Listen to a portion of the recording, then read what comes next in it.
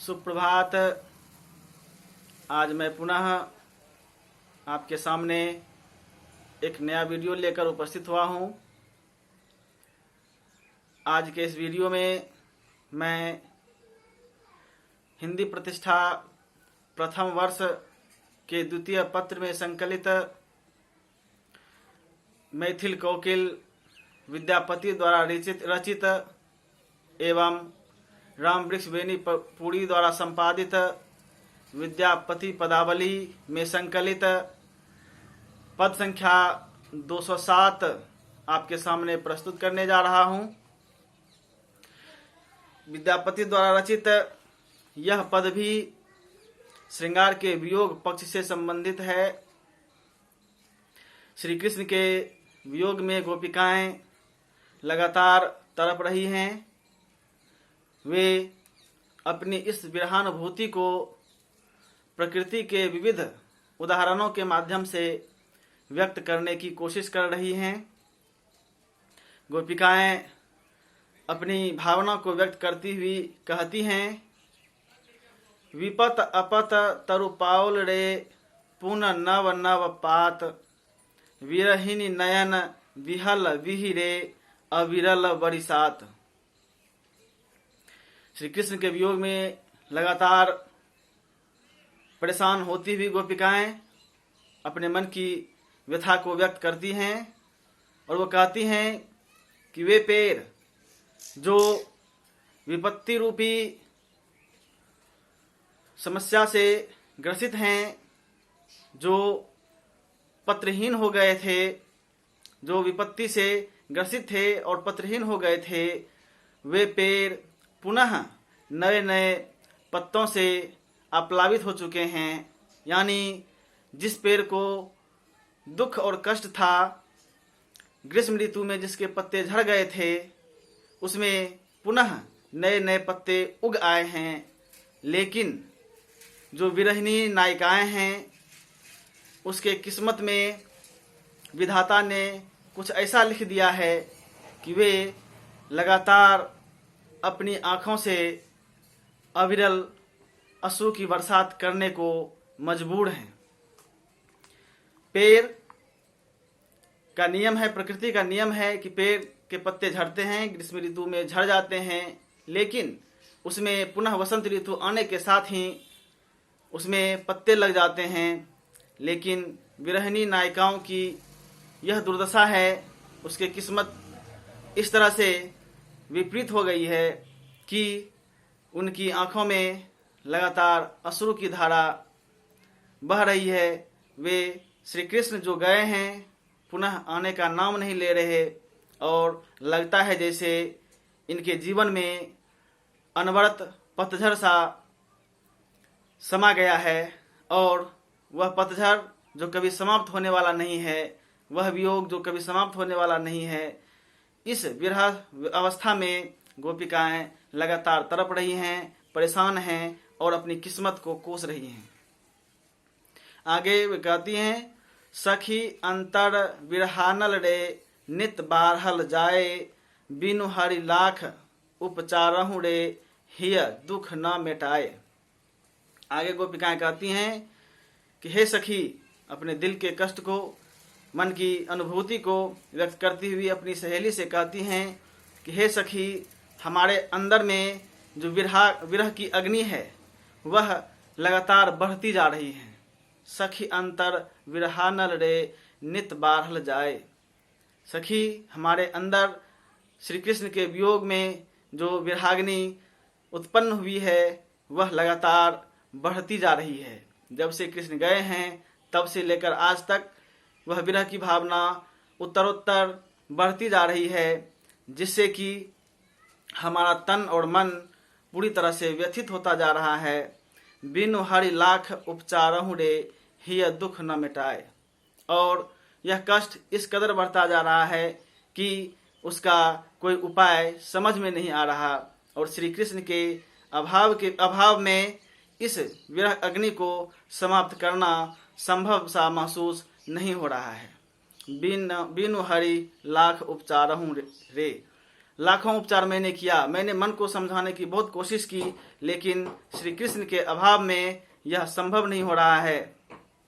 यह दुख न मिटाए, हृदय का वह जो दुख है, जो कष्ट है, वह मिटाया नहीं जा सकता, वह समाप्त होने का नाम नहीं ले रहा है। बिना श्री कृष्ण के आए शायद इस विरहाग्नि को शांत करना संभव नहीं होगा। बिना श्री कृष्ण के आए इस दुख को मिटाना लगता है जैसे संभव नहीं हो पाएगा।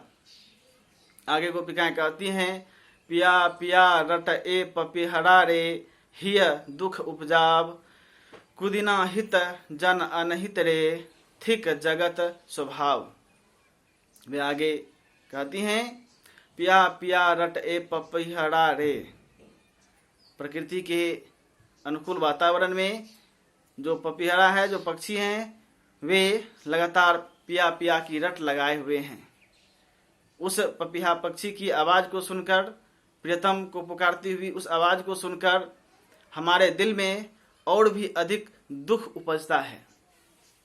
पपीहा अपने प्रियतम को पुकार रहा है, लेकिन मैं ऐसी अभागिनी हूँ कि अपने प्रियतम को पुकार रही हूँ, महीनों से, वर्षों से पुकार रही हूँ, लेकिन वो आने का नाम नहीं ले रहा है। मैं उनको भूलने की कोशिश कर रही हूँ, लेकिन उन्हें भुलाया नहीं जा पा रहा हूँ।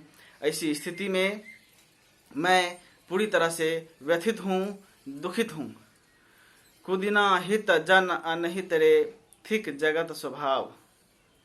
वो क्या कहती हैं, जब कुदिना अर्थात गलत समय, तो कहते हैं कि जब गलत समय हो जाता है, किसी का समय बुरा हो जाता है, दुर्दिन आ जाता है, तो वैसी स्थिति में जो हित चाहने वाले होते हैं, सहयोगी होते हैं, वे भी अनहित करने वाले हो जाते हैं, यानी बुरा बर्ताव करने वाले हो जाते हैं।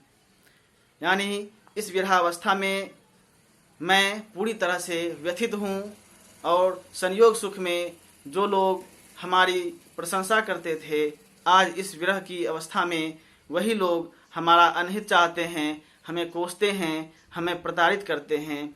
लगता है जैसे ऐसा ही इस जगत का स्वभाव है। आगे कवि विद्यापति इन विरहिणी गोपिकाओं को सांत्वना देते हुए कहते हैं, कवि विद्यापति गाओल रे दुख मेटत तोड़। विद्यापति कवि कहते हैं उन गोपिकाओं से, हे गोपिकाएं, आप चिंतित मत होइए, क्योंकि आपका दुख जो है वह मिटेगा, आपके दुख की समाप्ति होगी।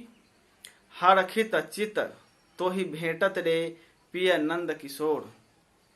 आप अपने चित्त को हर्षित कीजिए, खुश रहिए, क्योंकि आपके जो नंद किशोर हैं, श्री कृष्ण हैं, जो आपके प्रियतम हैं, वे आपसे मिलेंगे, वे आएंगे और आपसे मिलेंगे, और आपकी सारी मनोकामना पूर्ण होंगी।